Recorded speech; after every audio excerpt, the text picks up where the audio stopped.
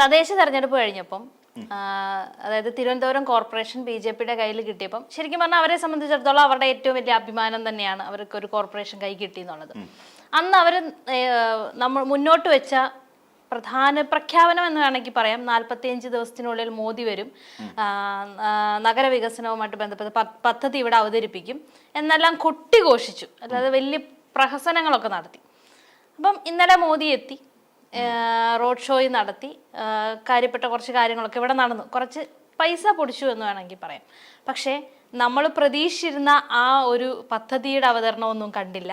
പിന്നെ കുറച്ച് കുറ്റങ്ങൾ, അതായത് നമ്മുടെ സംസ്ഥാനത്ത് ഇതുവരെ വികസനം എത്തിയില്ല എന്നുള്ള കുറച്ച് കുറ്റങ്ങളും പറഞ്ഞ് മോദി അങ്ങ് പോയി. ഇപ്പം നമുക്ക് ചോദിക്കാനുള്ളത്, ഇവർ പറഞ്ഞ കാര്യങ്ങളൊക്കെ എവിടെ? ഇപ്പം VV രാജേഷ് ഒരു കാര്യം കൂടെ പറഞ്ഞു, അതായത് പെട്ടെന്ന് ഓടി വന്ന് അങ്ങനെ പദ്ധതി ഒന്നും അവതരിപ്പിക്കാൻ പറ്റില്ലെന്ന്. പിന്നെ ഇവരെന്തിനാണ് ഈ തെരഞ്ഞെടുപ്പ് സമയത്ത് അങ്ങനെ ഒരു പ്രഖ്യാപനം നടത്തിയത്? അതായത് 45 ദിവസത്തിനുള്ളിൽ മോദി വരും, ഇങ്ങനെ പ്രഖ്യാപനം ഉണ്ടാകും എന്ന്, അല്ല പദ്ധതി അവതരണം ഉണ്ടാകുമെന്ന് പിന്നെ എന്തിനാണ് അവർ അന്ന് പറഞ്ഞത്? നമ്മൾ മനസ്സിലാക്കേണ്ട ഒരു പ്രധാനപ്പെട്ട കാര്യം, 87 എന്ന് പറയുന്ന വർഷത്തിൽ നരേന്ദ്രമോദി പറഞ്ഞ കാര്യമാണ്. അഹമ്മദാബാദ് നഗരസഭ പിടിച്ചുകൊണ്ടാണ് ഗുജറാത്തിൽ BJP അധികാരത്തിലേക്ക് എത്തുന്നത്. കാരണം പിന്നീട് ഇന്ന് വരെ BJPക്ക് തിരിഞ്ഞു നോക്കേണ്ടി വന്നിട്ടില്ല. ആ രീതിയിൽ ആരാണ് വഴിമരുന്ന് ഇട്ട് കൊടുത്തതെന്ന് ചോദിച്ചാൽ അന്ന് അവിടെ ഭരിച്ചുകൊണ്ടിരുന്ന കോൺഗ്രസ് തന്നെയാണ് അതിന് വഴിയൊരുക്കിയതും.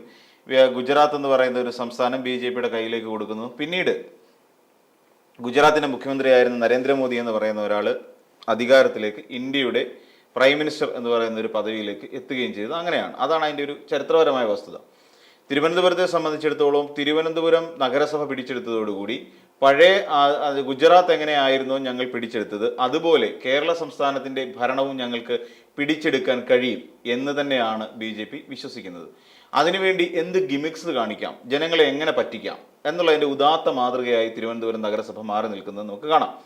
അതായത് VV രാജേഷ് അടക്കമുള്ള BJPയുടെ കൗൺസിലർ സ്ഥാനത്തേക്ക് മത്സരിച്ചിട്ടുള്ള മത്സരാർത്ഥികളെല്ലാവരും പറഞ്ഞത് 45 ദിവസം, ഈ 45 ദിവസത്തിനുള്ളിൽ പ്രധാനമന്ത്രി നരേന്ദ്രമോദി സംസ്ഥാനത്തെത്തുമെന്നും അല്ലെങ്കിൽ തിരുവനന്തപുരത്ത് വരുമെന്നും നഗരസഭയുടെ വികസന രേഖ അവതരിപ്പിക്കുകയും ചെയ്യും എന്ന് പറഞ്ഞിരുന്നു. അപ്പോഴും ഒരു വിവാദം ഉയർന്നത്, ഒരു നഗരത്തിന്റെ വികസന രേഖ അവതരിപ്പിക്കേണ്ടത് നഗരത്തിന്റെ പിതാവായ അല്ലെങ്കിൽ അവിടുത്തെ മേയറാണ് അവതരിപ്പിക്കേണ്ടത്. എന്നാൽ കഴിഞ്ഞ ദിവസം അത് പോട്ടെ എന്ന് നമുക്ക് കരുതാം. കാര്യം ഒരു പ്രധാനമന്ത്രി വരുന്നു, വലിയ കാര്യമാണ്. തിരുവനന്തപുരം പോലെ ഉള്ള ഒരു നഗരത്തിലേക്ക് അല്ലെങ്കിൽ തലസ്ഥാന നഗരിയിലേക്ക് പ്രധാനമന്ത്രി വരുന്നു. പ്രധാനമന്ത്രി വന്നിട്ട് വികസനത്തെക്കുറിച്ചൊക്കെ അവതരിപ്പിക്കുന്നു. നമുക്ക് കേൾക്കുന്നവർക്ക്, കേരളത്തിലുള്ളവർക്ക് തന്നെ അതൊരു അഭിമാന നിമിഷമാണ്. കാരണം പുതിയ പുതിയ എന്തെല്ലാം പദ്ധതികൾ നമ്മുടെ തിരുവനന്തപുരത്ത് കൊണ്ടുവരാൻ സാധിക്കും, തിരുവനന്തപുരത്തെ ഏത് രീതിയിൽ ഉയർത്തിക്കൊണ്ടുവരാൻ സാധിക്കും. ഒരു തലസ്ഥാനവാസി എന്നുള്ള നിലയിൽ നിന്ന് നമ്മൾ ചിന്തിക്കുമ്പോൾ അത് വലിയ പ്രാധാന്യമുള്ള കാര്യമാണ്. പ്രധാനമന്ത്രി വരുന്നു, പ്രഖ്യാപനം നടത്തുന്നു. അപ്പം നമ്മളെല്ലാവരും എന്താ പറയുക, വലിയ ശക്തമായി ഇങ്ങനെ കാത്തിരിക്കുകയാണ്. ഇപ്പോൾ വരും നമുക്ക് കിട്ടാനുള്ളതെല്ലാം ഇപ്പോൾ കൊണ്ടുവന്ന് പ്രധാനമന്ത്രി കുടഞ്ഞിട്ട് തരും എന്നൊക്കെ നമ്മൾ പ്രതീക്ഷിച്ചു. അതേപോലെ ഒരു വലിയ പ്രചാരം കൊടുക്കുന്നതിൽ BJP വിജയിക്കുകയും ചെയ്തു. അതിലൂടെ ഒട്ടനവധി ആളുകൾ ഈ ഒരു പ്രഖ്യാപനം കേട്ടിട്ട് അല്ലെങ്കിൽ ഈ ഒരു വാഗ്ദാനം കണ്ടിട്ട് വോട്ട് ചെയ്തവരുണ്ട്. നിരവധി ആളുകൾ അങ്ങനെ വോട്ട് ചെയ്ത് BJP അധികാരത്തിൽ എത്തിച്ചാൽ പ്രധാനമന്ത്രി വരികയും നമുക്ക് ഇതുവരെ ഇല്ലാത്ത ഒരു വികസന സമീപനം അല്ലെങ്കിൽ വികസന കാഴ്ചപ്പാട് നമ്മുടെ തലസ്ഥാനത്തിൽ ഉണ്ടാകുമെന്നും കരുതി. എന്നാൽ ഇവിടെ വന്നു കഴിഞ്ഞപ്പോൾ BJPയുടെ ഇവിടെ പ്രധാനമന്ത്രി വന്നിരുന്നുകൊണ്ട് വെറും രാഷ്ട്രീയ പ്രസംഗം എന്നതിനപ്പുറത്തേക്ക് ഇതിനെയൊന്നും കൊണ്ടുപോയില്ല. രാഷ്ട്രീയ പ്രസംഗം എന്ന് പറഞ്ഞാൽ ഇവിടെ അഴിമതി നടക്കുന്നു, ഇവിടെ വികസനം മുരടിച്ചു നിൽക്കുന്നു, അതോടൊപ്പം ഇവിടെ വർഗീയത, ഇവിടെ കുലംകുത്തി ഒഴുകുന്നു, ഇവിടെ എന്ന് വെച്ചാൽ ഇവിടെ രണ്ട് ഘട്ടങ്ങളിൽ അല്ലെങ്കിൽ മാറി മാറി വന്ന രണ്ട് മുന്നണികളും കേരളത്തിന് വേണ്ടി ഒരു കുന്തവും ചെയ്തിട്ടില്ല. ഞങ്ങൾ വന്നാൽ മാത്രമേ ഇവിടെ കേരളത്തിന് എന്തെങ്കിലും നടക്കുകയുള്ളൂ, വികസിത കേരളം എന്ന് പറയുന്ന ഒരു വലിയ പദ്ധതി ഇവിടെ നടപ്പിലാക്കാൻ പോകുന്നു എന്നാണ് പറയുന്നത്. നമ്മളൊന്ന് ആലോചിച്ച് നോക്കൂ, നമ്മുടെ കേരളത്തെ സംബന്ധിച്ചിടത്തോളം എങ്ങനെയാണ് വികസിക്കേണ്ടത്, ഒരു സംസ്ഥാനം എങ്ങനെ വികസിക്കണം എന്നുള്ളതിനൊരു നമുക്കൊരു ഐഡിയ ഉണ്ട്.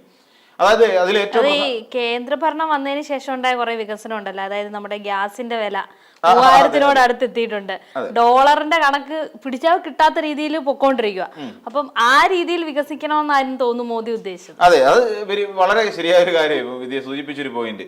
കാര്യം പെട്രോളിന്റെ വില, നമ്മുടെ അടിസ്ഥാന വിലകളെല്ലാം, ഈ ഗാർഹിക സിലിണ്ടറിന്റെ വില 1000 കടന്നു, വാണിജ്യ സിലിണ്ടറിന്റെ വില 3000 കടക്കുന്നു, പിന്നെ ഡോളറിന്റെ വിലയാട്ടെ നമുക്ക് കൂടി നിൽക്കുന്നു.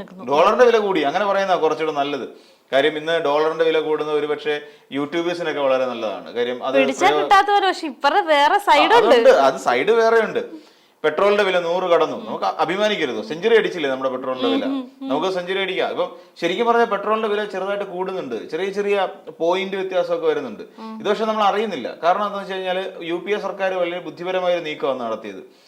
അത് പിന്നെ ഈ പറയുന്ന ഈ വില നിർണയാവകാശം അതത് കമ്പനികൾക്ക്, പെട്രോളിയം കമ്പനികൾക്ക് വിട്ടുകൊടുക്കുന്ന ഒരു തീരുമാനം കൊണ്ടുവന്നു. എന്നാൽ ആ തീരുമാനം പിന്നീട് ലിഫ്റ്റ് ചെയ്യുന്നതിന് വേണ്ടിയിട്ടുള്ള ഒരു നടപടികളും ഇവിടെ മോദി സർക്കാർ ഇത്ര വർഷമായി ഭരിക്കുന്നു നടത്തിയിട്ടുണ്ടോ ഇവിടെ രാജ്യത്ത്? ഇല്ല. പകരം ഇതെല്ലാം എന്തുകൊണ്ട് വിലവർധന ഉണ്ടാകുന്നു ചോദിച്ചാൽ അതിന്റെ അടിസ്ഥാനപരമായ കാരണം എന്താണ്? എന്തിന്റെ അടിസ്ഥാന വില? ഇന്ധനവിലയാണ്. ആ ഇന്ധനവിലയിൽ വർധനമുണ്ട്. ഡീസലിന്റെ വില കയറി നിൽക്കുന്ന സമയത്ത് നമ്മുടെ പിന്നെ നാട്ടിലേക്ക് സാധനം എത്തുന്നത് എങ്ങനെയാ? ട്രാൻസ്പോർട്ടിങ്ങിനാണ്. ട്രാൻസ്പോർട്ടിങ്ങിനെ ബാധിക്കുന്നു. അപ്പൊ ഇന്ധനവില പിടിച്ചു കെട്ടാൻ സാധിക്കണം, ഡോളറിന്റെ വിലയെ നിയന്ത്രിക്കാൻ സാധിക്കണം, ഡോളറിന്റെ വില കൂടുന്നതിനെ നിയന്ത്രിക്കാൻ സാധിക്കണം.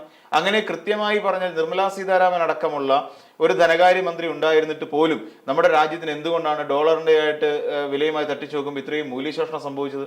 ആദ്യം അതാണ് നിയന്ത്രിക്കേണ്ടത്. അത് നിയന്ത്രിച്ചാൽ മാത്രമേ നമ്മുടെ രാജ്യത്തിന് ഒരു വികസനം ഉണ്ടാവൂ. കോടിക്കണക്കിന് രൂപയുടെ കടം ഇപ്പോഴും നമ്മുടെ ഇന്ത്യ മഹാരാജ്യത്തിനുണ്ട് എന്നുള്ളതാണ് വാസ്തവം. പിന്നെ ഇനി വികസനത്തെ കുറിച്ച് പറയണം. എവിടെയാണ് നമ്മൾ വികസിക്കേണ്ടത്? വികസനം എന്ന് പറയുന്ന ഒരു കാഴ്ചപ്പാട് അടിസ്ഥാന വികസനം അല്ലെങ്കിൽ അടിസ്ഥാന സൗകര്യ വികസനങ്ങളിലൂടെയാണ് ഈ ഒരു നാടിന്റെ വികസനം നമ്മൾ കാണേണ്ടത്. ഉദാഹരണം പറഞ്ഞു കഴിഞ്ഞാൽ നമ്മളിപ്പം ഒരുപാട് കെട്ടിടങ്ങൾ കെട്ടിപ്പൊക്കുന്നതുകൊണ്ടോ അതല്ല മറിച്ച് ഈ വ്യവസായശാലകൾ വരുന്നതുകൊണ്ടോ ഒന്നും ഒരു നാടിന് വികസനം വരുന്നില്ല. എവിടെയാണ് വികസനം വരുന്നതെന്ന് ചോദിച്ചാൽ ആ നാടില് സാധാരണക്കാർക്കിടയിലേക്ക് എങ്ങനെയാണ് താഴെത്തട്ടിൽ അവരുടെ പിന്നെ എപ്പോഴും വികസനം നിൽക്കുന്ന ആരോഗ്യം, അതിൽ വികസിച്ചിട്ടുണ്ടോ? 2 വിദ്യാഭ്യാസം, അതിനകത്ത് വികസനം നമുക്ക് നേരിട്ടിട്ടുണ്ടോ?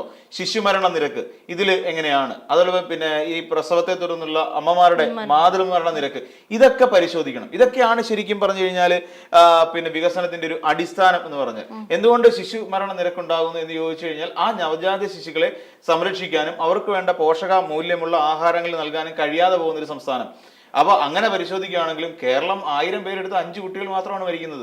അതേസമയം അതിന്റെ എത്രയോ ഇരട്ടിയാണ് ഗുജറാത്ത് BJP ഭരിച്ചുകൊണ്ടിരിക്കുന്ന സംസ്ഥാനത്തിൽ 55-ന് മുകളിൽ കുട്ടികളാണ് അവിടെ മരിച്ചുകൊണ്ടിരിക്കുന്നത്. ശിശുമരണ നിരക്ക് 1055 കുട്ടികൾ മരിക്കുന്നു. അതിനെക്കാട്ട് എത്ര കുറവാണ് കേരളത്തിൽ? ലിറ്ററസി റേറ്റ് നോക്കൂ. ലിറ്ററസി റേറ്റ് അതായത് സാക്ഷരത അറിവാണല്ലോ സാക്ഷരത എന്ന് പറയുന്നതിന്റെ ബേസിക് എന്ന് പറഞ്ഞു കഴിഞ്ഞാൽ. അപ്പം ആ സാക്ഷരതയിൽ നമ്മുടെ സംസ്ഥാനം 95-ന് മുകളിൽ നിൽക്കുമ്പോൾ ഇവിടെ 70-75% മാത്രമാണ് ഗുജറാത്ത് നിൽക്കുന്നത്. വിദ്യാഭ്യാസത്തിന്റെ ഒരു പ്രാധാന്യം അവിടെയാണ്. അധ്യാപകരുടെ എണ്ണം നോക്കൂ. അധ്യാപകരുടെ എണ്ണമാണെങ്കിൽ ഇതിനെ ആനുപാതികമായി പരിശോധിക്കുമ്പോൾ കേരളത്തിലാണ് കുറവ് കുട്ടികൾക്ക് കൂടുതൽ അധ്യാപകർ നമുക്കുള്ളത്. ഇത് എന്തുകൊണ്ടാണ് നമുക്ക് സാധ്യമാകുന്നത്? അപ്പൊ ഇവിടെയാണ് വിദ്യാഭ്യാസത്തിന്റെ പ്രാധാന്യം നമ്മൾ മനസ്സിലാക്കേണ്ടത്. ഇനി ആരോഗ്യരംഗത്തിന്റെ കാര്യം ഞാൻ പറഞ്ഞു കഴിഞ്ഞു. നമുക്കറിയാം ഇന്ന് നമ്മുടെ സംസ്ഥാനത്തിലെ പിന്നെ ഗവൺമെന്റ് ആശുപത്രികളിൽ പോലും കാത്ത് ലാബുകൾ കൊണ്ട് സജ്ജീകരിക്കപ്പെട്ടു കഴിഞ്ഞു. ഇപ്പൊ കഴിഞ്ഞ ദിവസം നമ്മൾ ബീഹാറിലും ഉത്തർപ്രദേശിലും ഒക്കെ ഉള്ള UPയിലെ ഒരു ആശുപത്രിയുടെ ദൃശ്യങ്ങൾ, അതും ICUവിന്റെ ദൃശ്യങ്ങൾ പുറത്തേക്ക് വരുമ്പോൾ അതിനകത്ത് കട്ടിലെ പട്ടി കിടക്കുകയാണ്. അപ്പൊ അവിടെ അവശ്യ സർവീസ് മരുന്നുകളില്ല. നമ്മൾ കോവിഡ് കാലത്ത് നമ്മൾ കണ്ടതല്ലേ? കോവിഡ് കാലത്ത് പലപ്പോഴും പല വീഡിയോകളിലൂടെ നമ്മൾ കണ്ടതാണ്. ആംബുലൻസിൽ ജഡം കൊണ്ടുപോകുന്ന സമയത്ത് ഊരിത്തെറിച്ച് വെളിയിലേക്ക് പോകുന്ന കാഴ്ച വരെ നമ്മൾ കാണുന്ന ഒരു അവസ്ഥ ഉണ്ടായിട്ടുണ്ട്. അപ്പൊ നമ്മുടെ കേരളത്തിൽ അങ്ങനെ ഉണ്ടോ? നമ്മുടെ കേരളത്തിൽ അങ്ങനെ ഒരു അവസ്ഥയേ ഇല്ല. നമ്മുടെ കേരളത്തെ സംബന്ധിച്ചിടത്തോളം കേരളം ആരോഗ്യ രംഗത്താണെങ്കിലും വിദ്യാഭ്യാസ രംഗത്താണെങ്കിലും ഈ പറയുന്ന മാതൃമരണ നിരക്കിലും ശിശുമരണ നിരക്കിലും ഒക്കെ നമ്മൾ വളരെ വളരെ മുന്നിലാണ്. എന്ന് വെച്ചാൽ മാതൃമരണ നിരക്ക് കുറയ്ക്കാൻ സാധിച്ചു, ശിശുമരണ നിരക്ക് നമുക്ക് കുറയ്ക്കാൻ സാധിച്ചു. അപ്പൊ എന്തുകൊണ്ട് ഇതൊക്കെ സാധ്യമാകുന്നു? നമ്മുടെ കേരളം എന്ന് പറഞ്ഞാൽ മറ്റു സംസ്ഥാനങ്ങളെ അപേക്ഷിച്ച് വികസനത്തിന്റെ പാതയിലാണ് നമുക്ക് നിൽക്കുന്നത്. എന്നാൽ കേന്ദ്രം നമുക്ക് എന്ത് നൽകുന്നു? കേന്ദ്രം കഴിഞ്ഞ കണക്കനുസരിച്ച് നോക്കണേ 52,000 ചില്ലാനം കോടി രൂപയാണ് നമുക്ക് വിഹിതമായിട്ട് നമുക്ക് തരേണ്ടത്. അതിൽ കുറവ് വരുത്തുന്നു. നമുക്ക് ആകെ ഉള്ള കിട്ടിക്കൊണ്ടിരിക്കുന്ന കേന്ദ്ര വിഹിതം വെറും 23%, പരമാവധി 25%. അതിൽ കൂടുതൽ നമുക്ക് കിട്ടുന്നില്ല. എന്നാൽ എന്നിട്ട് പോലും ഇവിടെ നമ്മുടെ സംസ്ഥാന സർക്കാർ ഒന്നിനും മുടക്കം വരുത്തുന്നില്ല. നമുക്ക് കിട്ടേണ്ട കാര്യങ്ങളെല്ലാം നമുക്ക് കിട്ടിക്കൊണ്ടിരിക്കുകയാണ്. പെൻഷന്റെ കാര്യത്തിൽ മുടക്കം വരുത്തുന്നില്ല, റേഷന്റെ കാര്യത്തിൽ മുടക്കം വരുത്തുന്നില്ല, ഒരു കാര്യത്തിലും. ഇപ്പൊ തന്നെ നമുക്ക് കണക്ട് വർക്ക് 10,000 പേർക്ക് പിന്നെ കണക്ട് വർക്ക് പ്രകാരം അവർക്ക് യോഗ്യരെന്ന് കണ്ടെത്തി കഴിഞ്ഞിരിക്കുന്നു. അവർക്ക് ഇനി പെൻഷൻ കിട്ടി തുടങ്ങുകയാണ്. കണക്ട് വർക്ക് ഗ്രാൻഡ് പെൻഷൻ എന്ന് പറയാൻ പറ്റില്ല. എന്നാൽ ഇവിടെ വിഴിഞ്ഞ തുറമുഖത്തിന്റെ ക്രെഡിറ്റ് ഏറ്റെടുക്കാൻ നരേന്ദ്രമോദി സർക്കാർ ശ്രമിക്കുമ്പോഴും വയബിലിറ്റി ഗ്യാപ് ഫണ്ടുമായിട്ട് ബന്ധപ്പെട്ടുകൊണ്ട് എന്താണെന്ന് മിണ്ടാതെ പോയത്? അത് നമുക്ക് അനുവദിച്ചു തന്നിട്ടുണ്ടോ? അത് വായ്പയായിട്ടാണ് നമുക്ക് വയബിലിറ്റി ഗ്യാപ് ഫണ്ട് തന്നിരിക്കുന്നത്. എന്താണ് വയബിലിറ്റി ഗ്യാപ് ഫണ്ട് എന്നറിയില്ലേ? ഇത് ഒരു പൊതുമേഖല ഒരു ഇൻഫ്രാസ്ട്രക്ചർ വികസനം, അതിൽ നിന്ന് പ്രത്യേകിച്ച് ഒരു വലിയ ലാഭം കിട്ടുന്നില്ലെങ്കിൽ അത് ലാഭകരമാകും വരേക്കും ഒരു ഗ്രാന്റ് കേന്ദ്ര സർക്കാർ കൊടുക്കണം ആ പ്രോജക്റ്റിൽ. അങ്ങനെ അതുപോലും തടഞ്ഞു വെച്ചിരിക്കുകയാണ്. ഇവിടെ നമ്മൾ നോക്കിക്കഴിഞ്ഞാൽ വയനാട് പുനരധിവാസവുമായി ബന്ധപ്പെട്ടുകൊണ്ട് വയനാട്ടിലെ ജനങ്ങൾക്ക് വേണ്ടി ഈ പ്രധാനമന്ത്രി എന്താണ് ചെയ്തത്? നമ്മൾ മനസ്സിലാക്കണം. അവരുടെ ലോണ് പോലും എഴുതി തള്ളുന്നില്ല ഇതുവരെ ഒരു തീരുമാനമായിട്ടില്ല. അപ്പൊ ഇങ്ങനെയൊക്കെ നമ്മൾ കേരളത്തിനെ പല രീതിയിൽ, എന്നാൽ നമ്മൾ ആലോചിച്ച് നോക്കും, ബീഹാറിലേക്ക് 72% അവർക്ക് കൊടുക്കുന്ന നികുതി വിഹിതം. നമുക്ക് എത്ര വരുന്നുണ്ട്? പദ്ധതി വിഹിതമായിട്ട് നമുക്ക് ആകെപ്പാടെ കിട്ടിക്കുന്ന 1.29% നമ്മുടെ സംസ്ഥാനത്ത് ഏതെങ്കിലും പദ്ധതികൾ മുടങ്ങുന്നുണ്ടോ? ഇവിടെ സ്കൂളുകളുടെ നിർമ്മാണം എവിടെയെങ്കിലും ഇഴഞ്ഞു നീങ്ങുന്നുണ്ടോ? അല്ലെ സ്കൂളുകളൊന്നും കൊള്ളില്ല എന്ന് പറയാൻ പറ്റുമോ? ഇല്ല. നമ്മുടെ നാട്ടിലെ റോഡുകൾ മോശമാണെന്ന് പറയാൻ കഴിയുമോ? ഇല്ല. നമ്മുടെ നാട്ടിലെ ഗ്രാമപ്രദേശങ്ങളിലെ റോഡുകൾ മോശമാണെന്ന് പറയാൻ പറ്റുമോ? അതും പറ്റില്ല. എന്ന് വെച്ചാൽ നമ്മുടെ സംസ്ഥാനം എല്ലാ തരത്തിലും വികസിച്ചുകൊണ്ടിരിക്കുന്നത്. നമുക്കറിയാം, ഓരോ ടൗണുകളും മിനി സിറ്റികളായി മാറിക്കൊണ്ടിരിക്കുകയാണ് നമ്മുടെ നാട്ടിൽ. അപ്പോൾ ഇവിടെയാണ് നമ്മൾ കേരളം എന്ന് പറയുന്ന ഒരു സംസ്ഥാനത്തിന്റെ പ്രാധാന്യം നമ്മൾ മനസ്സിലാക്കേണ്ടത്. കേരളം എത്രത്തോളം വികസിച്ചിരിക്കുന്നു എന്നുള്ളത് നമ്മൾ കണക്കാക്കേണ്ടത് മറ്റ് സംസ്ഥാനങ്ങളുമായി താരതമ്യം ചെയ്തുകൊണ്ട് തന്നെയാണ്. ആ താരതമ്യം ഏതൊക്കെ മേഖലയിലാണ്? അവിടെ കെട്ടിപ്പൊക്കി വെച്ചിരിക്കുന്ന വ്യവസായശാലകളുടെ പേരിലല്ല, ഇവിടുത്തെ വിദ്യാർത്ഥികൾക്ക് നൽകുന്ന ഗുണനിലവാരമുള്ള വിദ്യാഭ്യാസത്തിന്റെ പേരിലായിരിക്കണം. ഇവിടുത്തെ ആശുപത്രികളിൽ രോഗികൾക്ക് നൽകുന്ന നല്ല വൈദ്യസഹായത്തിന്റെ പേരിലായിരിക്കണം. ഇവിടുത്തെ മാതൃമരണ നിരക്കിലും ശിശുമരണ നിരക്കിലും നമ്മൾ കുറവ് വരുത്താൻ കഴിഞ്ഞ ഒരു സംസ്ഥാനം എന്നുള്ള ഖ്യാതിയുടെ പേരിലായിരിക്കണം. അതേസമയം ഇവിടെ വ്യവസായശാലകൾ വന്നാലേ രാജ്യത്തിന് നാടിന് വികസനമാകുമെന്ന് പറഞ്ഞിട്ട് കാര്യമൊന്നുമില്ല. ഇവിടെ നമുക്ക് കിട്ടേണ്ട നികുതി വിഹിതം കിട്ടുന്നില്ല, നമുക്ക് ലഭിക്കേണ്ട പദ്ധതി വിഹിതം കിട്ടുന്നില്ല, കേന്ദ്രത്തിൽ നിന്ന് ലഭിക്കേണ്ട വിഹിതമൊന്നും കിട്ടുന്നില്ല. ഇവിടെ പുനരധിവാസവുമായി ബന്ധപ്പെട്ട് 2000 ചില്ലുവാനും കോടി രൂപയുടെ ബഡ്ജറ്റ് റിപ്പോർട്ട് നമ്മൾ കൊടുത്തു കഴിഞ്ഞപ്പോൾ നമുക്ക് ആകെ അതിൽ നിന്ന് ₹1 അനുവദിച്ചില്ല എന്ന് മാത്രമല്ല, നമുക്ക് ആകെപ്പാടെ 526 കോടി രൂപ നമുക്ക് വായ്പയായിട്ട് തരുന്ന ഒരു സമീപനമാണ് കേന്ദ്ര സർക്കാർ നടത്തിയിരിക്കുന്നത്. എന്നിട്ട് ഇതെല്ലാം കൂടെ വന്നിട്ട് ഈ രീതിയിലുള്ള പ്രഖ്യാപനം, ഞങ്ങൾ ഇപ്പൊ പുതുതായിട്ടൊരു ബ്ലൂ പ്രിന്റ് അവതരിപ്പിക്കുക എന്ന് പറഞ്ഞ് അവിടെ അത്രയും നേരം 2 മണിക്കൂറിനടുത്ത് പ്രധാനമന്ത്രി തിരുവനന്തപുരത്ത് ഉണ്ടായിരുന്നിട്ട് പോലും ബ്ലൂ പ്രിന്റ് പോയിട്ട് യെല്ലോ പ്രിന്റ് പോലും അടിച്ചു കൊടുക്കാൻ തയ്യാറായിട്ടില്ല. അതാണ് വ്യത്യാസം. എവിടെയാണ് ബ്ലൂ പ്രിന്റ്? അത് ഈ കേരളത്തിൽ ആവർത്തിച്ച അതേ പ്രസംഗം തന്നെ തമിഴ്നാട്ടിലും ആവർത്തിച്ചു എന്ന് പറയുന്ന ഒരു അല്ല, വേറൊന്നും പറയാനില്ലല്ലോ. വേറെന്ത് പറയാൻ? പ്രധാനമന്ത്രിക്ക് ഇവിടെ വന്ന്, അല്ലെങ്കിൽ കേരളത്തിലല്ല ഏത് സംസ്ഥാനത്തിലും വേറെ ഇതിന് മറുപടി പറയേണ്ടത് ഈ പറയുന്നത് വി വി രാജേഷ് മാത്രമല്ലെന്ന്. ഇവിടുത്തെ സംസ്ഥാനത്തുള്ള എല്ലാ BJP നേതാക്കന്മാരും മറുപടി പറയാൻ യോഗ്യതയുള്ളവരാണ്. അവർ മറുപടി പറഞ്ഞു തന്നെ പോകണം. എന്തുകൊണ്ടാണ് മറുപടി പറയാത്തവര്? വി വി രാജേഷ് എന്താ കിടന്ന് എഴയുന്നത്? വി വി രാജേഷ് ഇപ്പോഴും കിടന്ന് ഉരുളുവാണല്ലോ. ഇന്നലെ പറഞ്ഞത് പെട്ടെന്ന് അങ്ങനെ ഓടി വന്നിട്ട് പിന്നെന്തിനാ പറഞ്ഞത്? പിന്നെ എന്തിനാണ് ജനങ്ങളെ പറ്റിച്ചത്? നമ്മുടെ ചോദ്യം അത്രേ ഉള്ളൂ. പെട്ടെന്ന് ഒരു പദ്ധതി ഇവിടെ കൊണ്ടൊന്ന് അവതരിപ്പിക്കാൻ കഴിയില്ല എന്നുണ്ടെങ്കിൽ എന്തിന് വി വി രാജേഷിനെ പോലുള്ള ഒരാൾ ഇങ്ങനെ ഒരു പദ്ധതി അവതരിപ്പിച്ചു? ഞങ്ങൾക്ക് പ്രധാനമന്ത്രി വരും, ഞങ്ങൾക്ക് ഇവിടുത്തെ വികസന രേഖ അവതരിപ്പിക്കുമെന്ന് എന്തിനു പറഞ്ഞു? ജനങ്ങളെ കബളിപ്പിക്കുകയല്ലേ ചെയ്തത്? ബിജെപിക്ക് വളരാൻ വേണ്ടത് വർഗീയത മാത്രമാണ്. വർഗീയതയും കള്ളം പറച്ചിലും മാത്രമാണ് BJPക്ക് വളരാൻ വേണ്ടത്.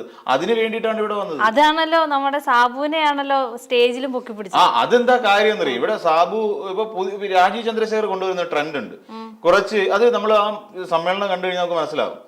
കുറെ പേരെ അകറ്റി നിർത്തി. ഇപ്പൊ നമ്മൾ നോക്കിക്കഴിഞ്ഞാൽ ഒരു പ്രോട്ടോകോൾ ഉണ്ട്. ഇപ്പൊ പ്രധാനമന്ത്രിയെ സ്വീകരിക്കാൻ വേണ്ടി ഒരു പ്രോട്ടോകോൾ ഉണ്ട്. അതായത് ഗവർണർ, മുഖ്യമന്ത്രി, മേയർ. ഇപ്പൊ തലസ്ഥാനത്ത് വന്നിറങ്ങണമെങ്കിൽ മേയർ ആ വേഷത്തിൽ പോയിട്ട് സ്വീകരിക്കണം എന്നുള്ളതാണ് അതിന്റെ ഒരു പ്രോട്ടോകോൾ. അങ്ങനെയാണ്. എവിടെയായിരുന്നു മേയർ? വി വി രാജേഷ് എവിടെയായിരുന്നു? വി വി രാജേഷ് നമ്മൾ ആ ഏരിയ കണ്ടായിരുന്നു? വി വി രാജേഷ് വന്ന എവിടെയാ? വേദിയിലാണ്. വി വി രാജേഷ് എവിടെയാ സ്വീകരിക്കാൻ വരാതെ? അപ്പൊ പ്രോട്ടോകോൾ മാറ്റി. അപ്പൊ അവിടെ PMOയിൽ കൊടുത്തതിന്റെ എല്ലാ രേഖകളിലും വി വി രാജേഷിനെ വെട്ടിക്കളഞ്ഞു. ആര്? രാജീവ് ചന്ദ്രശേഖർജിക്ക് അദ്ദേഹമായിട്ട് താല്പര്യമുള്ളവരെ മാത്രമേ രാജീവ് ചന്ദ്രശേഖർ കൊണ്ടുവിടുകയുള്ളൂ. കെ സുരേന്ദ്രൻ എന്തെങ്കിലും പ്രാധാന്യം അവിടെ കിട്ടിയോ? പോട്ടെ, ശോഭാ സുരേന്ദ്രന് പ്രാധാന്യം അവിടെ കിട്ടിയോ? മേയർക്ക് പ്രാധാന്യം അവിടെ കിട്ടിയോ? അങ്ങനെ എത്ര നേതാക്കന്മാർക്ക് പ്രാധാന്യം കിട്ടിയിട്ടില്ല. തുഷാർ വെള്ളാപ്പള്ളി ഞെളിഞ്ഞിരിപ്പുണ്ടായിരുന്നല്ലോ അവിടെ. സാബുവും ജേക്കബ് പുള്ളി അവിടെ ഞെളിഞ്ഞിരിപ്പുണ്ടായിരുന്നല്ലോ. അപ്പൊ അങ്ങനെ വരുന്ന ഒരു പിടി ആളുകൾക്ക് സുരേഷ് വകയായിട്ട് സുരേഷിന് താല്പര്യമുള്ള കുറച്ചധികം നേതാക്കന്മാരെ അതിനകത്തേക്ക് കൊണ്ടുവന്ന് ആ ഒരു സമ്മേളനം കൊഴിപ്പിക്കാൻ മാത്രം ശ്രമിച്ച് ആ പറയുന്ന ഗ്രൂപ്പിന് പുറത്തേക്ക് നിൽക്കുന്നവർക്ക് വലിയ പ്രാധാന്യം കൊടുക്കുന്നില്ല. കെ സുരേന്ദ്രനെ വിളിക്കാതിരിക്കാൻ പറ്റില്ല. കാര്യം മുൻ സംസ്ഥാന അധ്യക്ഷനാണ്. അപ്പൊ അദ്ദേഹത്തെ വിളിക്കാതിരിക്കാൻ പറ്റില്ല. അതുകൊണ്ട് വിളിച്ചു. ശോഭാ സുരേന്ദ്രനെ വിളിക്കാതിരിക്കാൻ കഴിയില്ല. കാരണം ശോഭാ സുരേന്ദ്രൻ BJPയെ സംബന്ധിച്ചിടത്തോളം വളരെ പ്രാധാന്യമുള്ള ഒരു മുഖമാണ്. ശോഭാ സുരേന്ദ്രൻ അതിനകത്ത് ഇന്റർപ്രറ്റ് ചെയ്തതിനേക്കാൾ കൂടുതൽ ആശാനാഥ് എന്ന് പറയുന്ന ഒരു തിരുവനന്തപുരത്തിന്റെ ഡെപ്യൂട്ടി മേയർ ഉണ്ടായിരുന്നു, പ്രധാനമന്ത്രിയുടെ ഒപ്പം ഉണ്ടായിരുന്നു. അതെങ്ങനെ സംഭവിച്ചു? എന്നപ്പോട്ടെ IPS കാരിയായ ഒരാൾ അപ്പുറത്ത് മാറി നിൽപ്പുണ്ടായിരുന്നല്ലോ. IPS കാരി എന്ത് പറ്റി? ശ്രീലേഖയെ അടുപ്പിച്ചോ? ശ്രീലേഖ ഒരു വേദിയുടെ ഒരു കോർണറിൽ മാറി നിൽക്കുന്ന കാഴ്ചയിലായിരുന്നു. സത്യം പറഞ്ഞു കഴിഞ്ഞുണ്ടല്ലോ, കഷ്ടം തോന്നി. എന്തിനായിരുന്നു ശ്രീലേഖ ഇത്രയും പൊക്കി പിടിച്ചോണ്ട് ഇവർ നടന്നത്? ഇങ്ങനെ അപമാനിക്കാനോ? അപമാന ഭാരമല്ലേ അത്? സൈബർ കൂട്ടാളികൾ അവരെയൊക്കെ അറ്റാക്ക് ചെയ്യുന്ന പറഞ്ഞിട്ട് കാര്യമൊന്നുമില്ല. അവരുടെ മറ്റേ ഏതോ സിനിമയിലൊക്കെ ദൃശ്യമൊക്കെ എന്നെ ഒന്ന് വിളിച്ചിരുന്നെങ്കിൽ എന്ന് പറയുന്ന ശോഭനയുടെ ഒരു ഡയലോഗ് ഇട്ടിട്ടാണ് കട്ട് ചെയ്തിരിക്കുന്നത്. പലരും അത് സൈബർ അധിക്ഷേപം എന്നാണ് പറയുന്നത്. സത്യമല്ലേ? എന്തിനാ അധിക്ഷേപം? അവരവിടെ നിൽക്കുന്നു. അവിടെ നിൽക്കുന്ന സമയത്ത് ഇവർക്ക് ഒന്നുകിൽ ഇവിടേക്ക് വരാം. പ്രധാനമന്ത്രിയാണ് വന്നിരിക്കുന്നത്, IPSന്റെ ആ ഒരു തലപ്പാവെടുത്ത് ദൂരെ കളഞ്ഞിട്ട് നേരെ ഓടി വന്ന് അവരുടെ കൂട്ടത്തിൽ നിൽക്കാം. എന്തുകൊണ്ട് നിന്നില്ല എന്നൊരു ചോദ്യം വേറെയുണ്ട്. പ്രധാനമന്ത്രി അവിടെ പോകാൻ ഒരുങ്ങുന്ന സമയത്തും അവരവിടെ മാറിയുന്നത് പ്രധാനമന്ത്രി ഓടി വന്ന് ശ്രീലേഖ IPSന് ഷേക്ക് ഹാൻഡ് ചെയ്യണമായിരുന്നു. എന്റെ ചോദ്യം അത്രേ ഉള്ളൂ. ആദ്യത്തെ ഒരു റീസൺ ഞാൻ പറയാം. ആദ്യത്തെ ഒരു കാരണം, ശ്രീലേഖ IPS സ്റ്റേജിന്റെ കോർണറിലാണ് നിൽക്കുന്നത്, പ്രധാനമന്ത്രി നിൽക്കുന്നത് നടുക്കാണ്. അവിടെ കുറെ അധികം ആൾക്കാരുമായിട്ട് സംസാരിക്കുന്നു, ഷേക്ക് ഹാൻഡ് ചെയ്യുന്നു, ഇറങ്ങുന്നു. എന്തിനാണ് ശ്രീലേഖ IPS അവിടെ മാറിയുന്നത്? ശ്രീലേഖ IPSന് പ്രധാനമന്ത്രി അടുക്കലേക്ക് വരാമല്ലോ. ഇനി അഥവാ പ്രധാനമന്ത്രി അങ്ങനെ അവര് സ്റ്റേജിൽ ഉണ്ടായിരുന്നിട്ട് അപമാന ഭാരം കൊണ്ട് അവർ പോയതാണെങ്കിൽ പ്രധാനമന്ത്രിയുടെ ഭാഗത്താണ് തെറ്റ്. പ്രധാനമന്ത്രി അവരെ കാണേണ്ടതായിരുന്നു, സംസാരിക്കേണ്ടതായിരുന്നു. കാര്യം പുതുതായി പാർട്ടിയിലേക്ക് വന്ന ഒരു നേതാവാണ് ശ്രീലേഖ IPS. എന്തുകൊണ്ട് അവരെ മൈൻഡ് ചെയ്തില്ല? അവരെ മൈൻഡ് ചെയ്യാനുള്ള ഉത്തരവാദിത്വം, അല്ലെങ്കിൽ അവരെ പ്രധാനമന്ത്രിയുടെ മുമ്പിൽ എത്തിക്കാനുള്ള ഉത്തരവാദിത്വം തിരുവനന്തപുരം ജില്ലാ കമ്മിറ്റിക്കുണ്ട്, സംസ്ഥാന കമ്മിറ്റിക്കുണ്ട്. അവർ ചെയ്തോ? അവര് അവിടെ ഇത് നമ്മുടെ ശ്രീലേഖ IPS. കാര്യം എന്താണ്? അവരുടെ പൊസിഷൻ ഉണ്ട്, അവർ വഹിച്ചുകൊണ്ടിരുന്ന ഒരു പദവി ഉണ്ടായിരുന്നു. കേരളത്തിലെ DGP ആയിരുന്നു അവര്. എന്തുകൊണ്ടാണ് അവരെ കൊണ്ടുവന്നത് പരിചയപ്പെടുത്താൻ? S. സുരേഷ് ശ്രമിച്ചിട്ടില്ല. രാജീവ് ചന്ദ്രശേഖർ ശ്രമിച്ചിട്ടില്ല. സുരേന്ദ്രൻ ശ്രമിച്ചോ? ഇല്ല. VV രാജേഷ് എന്ന് പറയുന്ന പൊട്ടൻ ശ്രമിച്ചോ? ഇല്ല. ഇവരാരും അതേസമയം ആശാനാഥിനെ കൊണ്ട് പരിചയപ്പെടുത്തുന്ന ആളുണ്ടായിരുന്നു. അവരാരാണ് ആശാനാഥ്? സ്വന്തം അമ്മ മരിച്ചതിന്റെ ഡൈ ഹാർനസിൽ കയറിയത്, ആശ്രിത നിയമനം വഴി BJPയിലെത്തിയ നേതാവാണ് ആശാനാഥ്. അപ്പം അവരെ കൊണ്ടൊന്ന് പരിചയപ്പെടുത്താനും ഷേക്കാൻഡ് കൊടുപ്പിക്കാനും ഇവിടെ ആൾക്കാരുണ്ടായിരുന്നു. അതേസമയം ഒരു IPSകാരിയായി റിട്ടയർ ചെയ്തിട്ട്, അതും കേരളത്തിന്റെ വനിതാ DGP ആയിട്ട് റിട്ടയർ ചെയ്ത ഒരു വനിതയെ കൊണ്ടുവന്ന് പരിചയപ്പെടുത്താൻ അവിടെ ആൾക്കാരല്ലേ എന്ന് വെച്ചാൽ അത് മനസ്സിലാക്കണം. അതായത് മറ്റു പാർട്ടിയിൽ നിന്ന് BJPയിലോട്ട് പോവാൻ നിൽക്കുന്നവരൊന്ന് കണ്ടാ മതി. എന്നിട്ട് പത്മജ എവിടെയായിരുന്നു? പത്മജ അല്ലെ? പത്മജ എവിടെയായിരുന്നു? പത്മജ നമ്മൾ കണ്ടതേ ഇല്ല. എവിടെ പോയി പത്മജ എന്താണ് ഉൾക്കൊള്ളിക്കാഞ്ഞ്? തിരുവനന്തപുരം പത്മജയെ സംബന്ധിച്ചിടത്തോളം അത്ര വിദൂരമായ നാടൊന്നുമല്ല. തിരുവനന്തപുരത്ത് വന്ന് താമസിച്ചിരുന്നവരാണ് പത്മജ. അവിടെയായിരുന്നു ഏറെ കാലോട് പത്മജ ഉണ്ടായിരുന്നത്. എന്നിട്ട് എവിടെയായിരുന്നു പത്മജ? ആരെങ്കിലും വിളിച്ചോ? പത്മജ വന്നിട്ടുണ്ടായിരുന്നു. ആ വേദിയിൽ ഞാൻ കണ്ടിരുന്നില്ല കേട്ടോ. അതേസമയം ഇന്നലെ വന്ന് കയറിയ ഇല്ലായിരുന്നു എനിക്ക് തോന്നുന്നത്. കഴിഞ്ഞ ദിവസം മഴയ്ക്ക് പെയ്ത് മുളച്ച് വന്ന 2020 ഒരു മെറ്റീരിയൽ സാബു ഉണ്ടല്ലോ, അങ്ങനെ ഉണ്ടായിരുന്നല്ലോ. സാബുവിനെ വിളിക്കാം, തുഷാറിനെ വിളിക്കാം, മനസ്സിലായി? ഇവരെയൊക്കെ കൊണ്ടുവന്ന് വേദിയിൽ ഇരുത്താം. പക്ഷേ ഈ പറയുന്ന കുറച്ചധികം ആൾക്കാരെ പരിഗണിക്കാൻ ഇവിടുത്തെ സംസ്ഥാന നേതൃത്വം വിട്ടുപോയതല്ല. അതിനകത്ത് നമ്മൾ കാണേണ്ടത് വലിയൊരു ഗ്രൂപ്പിസം സംസ്ഥാനത്തിനകത്ത് BJPക്കകത്ത് വളർന്നു വരുന്നു എന്നുള്ളതിന്റെ തെളിവ് തന്നെയാണത്. പുതുതായി വരുന്നവരെ ഒരു കാരണവശാലും BJP അംഗീകരിക്കില്ല. പുതുതായി വന്ന് പാർട്ടിക്കുള്ളിൽ ജോയിൻ ചെയ്യുന്നവരല്ല, മറിച്ച് ഇതുപോലെ പുതുതായി പാർട്ടിക്ക് അകത്തേക്ക് വരുന്ന ആൾക്കാരുണ്ട്. പാർട്ടി അതായത് വന്നു ഒരു സ്ഥാനം കൊടുത്തു, അവരെ ഇനി പാർട്ടി മൈൻഡ് ചെയ്യാനേ പോകുന്നില്ല BJP. കാരണം സാബുവിനെ കൊണ്ട് പ്രയോജനമുണ്ട്. എന്താണ്? സാബുവിന്റെ പേരിൽ 2020 എന്ന് പറയുന്ന ഒരു സംഘടനയുണ്ട്. അയാളുടെ പിന്നിൽ കുറെ പേര് കൊഴിഞ്ഞു പോയി എന്നുള്ള വേറെ യാഥാർത്ഥ്യമാണ്. അയാളുടെ പിന്നിൽ ഒരു 10 പേരെങ്കിലും ഉണ്ട്. അവരെ അത്രയും പേരും കൂടെ NDAക്ക് കിട്ടുകയാണ്. തുഷാർ വെള്ളാപ്പള്ളി, ഈ പറയുന്ന SNDP എന്ന് പറയുന്ന ഒരു SNDP യോഗത്തിന്റെ തലപ്പത്തിരിക്കുന്ന ഒരാള് മോനിസത്തിന് വേണ്ടി ശ്രമിച്ചുകൊണ്ടിരിക്കുകയാണ് ഇപ്പം വെള്ളാപ്പള്ളി ആടാശൻ. തുഷാറിനെ കൊണ്ട് നിന്റെ തലയ്ക്കത്ത് SNDPയുടെ തലപ്പത്തോണ്ടിരുത്താൻ ശ്രമിക്കുകയാണ് വെള്ളാപ്പള്ളി ആടാശൻ നോക്കുന്നത്. അപ്പൊ ആ സംഘടനയുടെ പിൻബലമുണ്ട്. ഈ സംഘടനയുടെ പിൻബലം ഉള്ളതുകൊണ്ട് തുഷാറിന് അവിടെ കയറാം. അതേസമയം ശ്രീലേഖയ്ക്ക് എന്ത് പിൻബലം ഉള്ളത്? ആ വോട്ട് ചെയ്ത ആൾക്കാരുടെ പോലും പിൻബലമില്ല. നേരെ മറിച്ച് പിൻബലം ഉണ്ടായിരുന്നെങ്കിൽ അവർ സംഘടനയുടെ ഭാഗമായിരുന്നോട്ടെ, ഏതെങ്കിലും ഒരു ബ്രാക്കറ്റ് പാർട്ടിയുടെ ഒരു പിൻബലം ഉണ്ടായിരുന്നെങ്കിൽ ഉറപ്പായിട്ടും ശ്രീലേഖയെ അവിടെ കൊണ്ടിരുത്തിയേനെ. അപ്പൊ പിൻബലമില്ലാത്ത ഒരാളാണ്. വോട്ട് ചെയ്ത ആൾക്കാരുടെ പിൻബലം പോലും ശ്രീലേഖയ്ക്കില്ല. വോട്ട് ചെയ്തിരിപ്പോ തലയും കൈവച്ചോണ്ടിരിക്കുക, ഇതിനെയൊക്കെ എന്തിനാ ഞങ്ങൾ ജയിപ്പിച്ചതെന്ന്.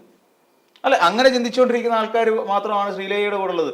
പിന്നെ അതിനകത്ത് വലിയ പ്രത്യേകിച്ച് കാര്യമൊന്നുമില്ല. അതുകൊണ്ട് ശ്രീലേഖയെ തഴഞ്ഞു. അതേസമയം ഒരു ഈക്രി പാർട്ടിയായിട്ട് CK ജാനൻ എന്ത് വലിയ വരവേൽപ്പ് കൊടുത്തു ഇവിടെ. CK ജാനന് എന്ത് വലിയ വരവേൽപ്പ് നമ്മൾ കണ്ടോണ്ടിരിക്കുന്ന കാര്യമാണ്. എന്ത് വലിയ വരവേൽപ്പ് CK ജാനന് കൊടുത്തത്. കാശുള്ളതുകൊണ്ട് മറ്റേ ഇങ്ങർക്കും കൊടുത്തു. ചെങ്കൽ രാജശേഖരൻ, ജനൻ TVയുടെ നേതാവ്, അനിഷേധ്യനായ നേതാവ്, അങ്ങനെ പിടിച്ച് കാശുള്ളതുകൊണ്ട് അങ്ങനെ കൊണ്ടുവന്നത്. അങ്ങേരും അദ്ദേഹത്തിന്റെ ഭാര്യയ്ക്കും BJP അംഗത്വം കൊടുത്തു. വലിയ എടുത്തുപൊക്കിയുണ്ട്. പക്ഷെ ഇത്തവണ അദ്ദേഹത്തെ ഞാൻ കണ്ടില്ല ചെങ്കൽ രാജശേഖരനകത്ത്. അപ്പൊ ഇങ്ങനെ തുടങ്ങിയ നിരവധി ഗ്രൂപ്പിസത്തിന്റെ ഒരു വെളിവാക്കലായിരുന്നു. പിന്നെ രണ്ടാമത്തെ കാര്യം, ഏറ്റവും പ്രധാനപ്പെട്ട ഒരു കാര്യം, ജനങ്ങളെ BJP സർക്കാർ എങ്ങനെ കബളിപ്പിക്കുന്നു എന്നുള്ളതിന്റെ ഒന്നാമത്തെ ഉദാഹരണമാണ് നമ്മൾ അവിടെ കാണുന്നത്. അതിനിടയിൽ സന്ദീപ് വചസ്പതി എന്ന് പറയുന്ന ഒരുത്തനുണ്ട്. സന്ദീപ് വചസ്പതി ആ പ്രസംഗം കേട്ട് കഴിഞ്ഞാൽ അക്ഷര സ്ഫുടതയോടുകൂടി കാര്യങ്ങളെ ഗ്രഹിച്ച് പഠിച്ച് പറയുന്ന ഒരാളാണ് നമുക്ക് തോന്നിപ്പോകും. സന്ദീപ് ചെങ്ങന്നൂരുകാരനാണ്. അവിടുത്തെ എനിക്കൊന്ന് പത്തനംതിട്ട BJPയുടെ സംസ്ഥാന അധ്യക്ഷനാണ്. അപ്പം നമ്മുടെ കേരളത്തിൽ 25 ലക്ഷം വീടുകൾ നഗരപരിധിയിൽ മോദി സർക്കാർ അനുവദിച്ചു എന്ന്. അത്രയില്ല, 4 ലക്ഷത്തിൽ താഴെ വീടുകളേ ഉള്ളൂ. ഹിന്ദിയിലാണ് നരേന്ദ്രമോദി പ്രസംഗിച്ചത്. എന്നിട്ട് വലിയ വലിയ വായിൽ ഫേസ്ബുക്കിൽ നരേന്ദ്രമോദിയുടെ ചെവി പോയി എന്തോ പറയുന്നതിന്റെ ഫോട്ടോ ഒക്കെ അപ്ഡേറ്റ് പ്രൊഫൈൽ പിക്ചറായിട്ട് കൊടുത്തിട്ട് അതിന് ടൈറ്റിൽ വെച്ചിരിക്കുന്നു. പ്രധാനമന്ത്രി നരേന്ദ്രമോദിയുടെ പ്രസംഗം പരിഭാഷ ചെയ്യാനുള്ള അവസരം ലഭിച്ചതിൽ ഞാൻ കൃതാർത്ഥനായി എന്നൊക്കെ പറഞ്ഞുകൊണ്ട് ഫേസ്ബുക്കിൽ പോസ്റ്റ് ചെയ്തിരിക്കുന്നു ഈ സന്ദീപ് വാചസ്പതി. അവിടെ നിന്ന് 25 ലക്ഷം വീട് പ്രധാനമന്ത്രിയുടെ ആവാസ് യോജന പദ്ധതി പ്രകാരം കേരളത്തിലെ നഗരപ്രദേശങ്ങളിൽ കൊടുത്തു എന്ന് പൊട്ടത്തരം പ്രധാനമന്ത്രി പറഞ്ഞതല്ല, വേറൊന്നാണ് വിളിച്ചു പറഞ്ഞത്. തർജ്ജിമയെന്നാണ് പറയുന്നത്, തിരുത്തിയതുമില്ല. ഇതാണ് പ്രശ്നം, ഇങ്ങനെ ഒരു കള്ളത്തരം. അപ്പോൾ 4 ലക്ഷം അവിടെ കിടക്കുന്നു, 25 ലക്ഷം അവിടെ കിടക്കുന്നു. ഇങ്ങനെയൊക്കെ 21 ലക്ഷം വീടുകൾ അങ്ങേര് സന്ദീപ് വാചസ്പതി ഒറ്റ സെക്കൻഡ് കൊണ്ട് കേരളം മുഴുവൻ കെട്ടിപ്പൊക്കി കൊടുത്തു. 21 ലക്ഷം വീടുകൾ എവിടുന്ന് ഒപ്പിച്ച്? ഇങ്ങനെ ഈ രീതിയിൽ അപ്പൊ ജനം കേട്ടോണ്ടിരിക്കും. ഹിന്ദി മനസ്സിലാകാത്ത സാധാരണക്കാർ കേട്ടോണ്ടിരിക്കുന്ന ഏതാ? ഈ സന്ദീപ് വാചസ്പതി പറഞ്ഞ കാര്യം കേട്ടോണ്ടിരിക്കുന്നത്. അപ്പൊ അയ്യോ 25 ലക്ഷം വീട് നിർമ്മിച്ചു കൊടുത്തു. ഇങ്ങനെ ഈ രീതിയിൽ ഒരു സൈഡിൽ കൂടെ അവരുടെ പ്രധാനമന്ത്രി കള്ളം പറഞ്ഞുകൊണ്ടിരിക്കുന്നു, മറു സൈഡിൽ കൂടെ ഹിന്ദി അറിയാൻ വയ്യാത്ത കുറെ പൊട്ടന്മാരെ തർജ്ജിമക്കാരാക്കിക്കൊണ്ട് അവന്മാര് പറയുന്ന കള്ളവും കേട്ടോണ്ടിരിക്കുന്നു. ഇവന്മാര് കള്ളമല്ല, തള്ളാ പറയുന്നത്. രണ്ടും തള്ളു തന്നെ. പ്രധാനമന്ത്രി നടത്തുന്ന തള്ളാണ്, ഇതും തള്ളാണ്. ഈ തള്ളിനപ്പുറത്ത് വേറൊരു തള്ളു, വലിയ തള്ളു തള്ളുന്ന ഇവിടുത്തെ കുറെ കേരളത്തിലുള്ള കുറെ ഹിന്ദി അറിയാൻ വയ്യാത്തവരുമുണ്ട്. ഇങ്ങനെ ഇതാണ് ശരിക്കും സംഭവിച്ചുകൊണ്ടിരിക്കുന്നത്. ജനങ്ങളെ തെറ്റിദ്ധരിപ്പിക്കുക, ജനങ്ങളുടെ കള്ളം പറയുക, ജനങ്ങളെ വഞ്ചിക്കുക, ഇതൊക്കെയാണ്. പിന്നെ ഗ്രൂപ്പിസം, ഇതൊക്കെ ശരിക്കും നമ്മൾ കഴിഞ്ഞ ദിവസം തിരുവനന്തപുരത്ത് നരേന്ദ്രമോദിയുടെ വരവിൽ നിന്ന് നമ്മൾ കേരളക്കാർ മനസ്സിലാക്കേണ്ട ഒരു കാര്യം, ഇനിയും BJP-യിലേക്ക് എടുത്തു ചാടാൻ വേണ്ടി കച്ചമുറുക്കിയിരിക്കുന്ന നമ്മുടെ S രാജേന്ദ്രനെ പോലുള്ള കുറെ പൊട്ടന്മാരുണ്ട്, വീരിമേടൊക്കെ ഉള്ള പിന്നെ ഇടുക്കി ജില്ലാ സെക്രട്ടറി ഒക്കെ ആയിട്ടിരുന്ന കക്ഷി. അങ്ങനെയൊക്കെ ഇത് മനസ്സിലാക്കി വെച്ചു, എടാ പൊട്ടാ, നിന്നെ ഒന്നും പാർട്ടിക്കാരെ എടുക്കാൻ പോകുന്നില്ല. BJP-യിലോട്ട് ചെന്ന് കഴിഞ്ഞാൽ നിങ്ങൾ വെറും ചണ്ടികളാണ്, ചണ്ടികൾ. ഒരു സ്ഥാനമാനം കിട്ടാൻ പോകുന്നില്ല. അത് വേറൊരു കാര്യം. ഇത് ആദ്യം മനസ്സിലാക്കി വെക്കുക എന്നുള്ളതാണ് പ്രധാനമായി അറിയേണ്ടത്. കേരളത്തിൽ പിന്നെ മാത്രം നോക്കിയാൽ മതി. അതെ, ശ്രീലേഖ IPS മാത്രം നോക്കിയാൽ മതി. ശ്രീലേഖയ്ക്ക് എന്താണ് വേദിയിൽ വെച്ച് പറ്റിയത് എന്ന് മാത്രം ആലോചിച്ചാൽ മതി. എന്തുകൊണ്ട് പിന്നെ ശോഭാ സുരേന്ദ്രൻ എന്ന് പറഞ്ഞ തീപ്പൊരി വനിതാ നേതാവിന് എന്താ സംഭവിച്ചെന്ന് നോക്കിയാൽ മതി. കഴിഞ്ഞ മാസം വരെ BJP പൊക്കിയെടുത്തുകൊണ്ട് തലയിൽ വെച്ചുകൊണ്ട് നടന്ന K സുരേന്ദ്രൻ എന്ത് പറ്റിയെന്ന് ചിന്തിച്ചാൽ മതി. ഇതായിരിക്കും കേരളത്തിൽ ഇനി BJP-യിലേക്ക് പോകുന്നവന്മാരുടെ ഗതികേട്. ഇത് BJP-ക്കാരെ വിശ്വസിച്ചുകൊണ്ട് വോട്ട് ചെയ്യുന്നവരുടെ ഗതികേട് എന്താണെന്നുള്ള തിരുവനന്തപുരത്തുകാരോട് നന്നായിട്ട് ചോദിച്ചാൽ മതി. VV രാജേഷിന് പോലും തിരുത്താൻ പറ്റാത്ത തരത്തിലേക്ക് കാര്യങ്ങൾ കുഴഞ്ഞു മറിഞ്ഞ ഒരു അവസ്ഥയിലാണ് എന്നുള്ള കാര്യം മനസ്സിലാക്കുക.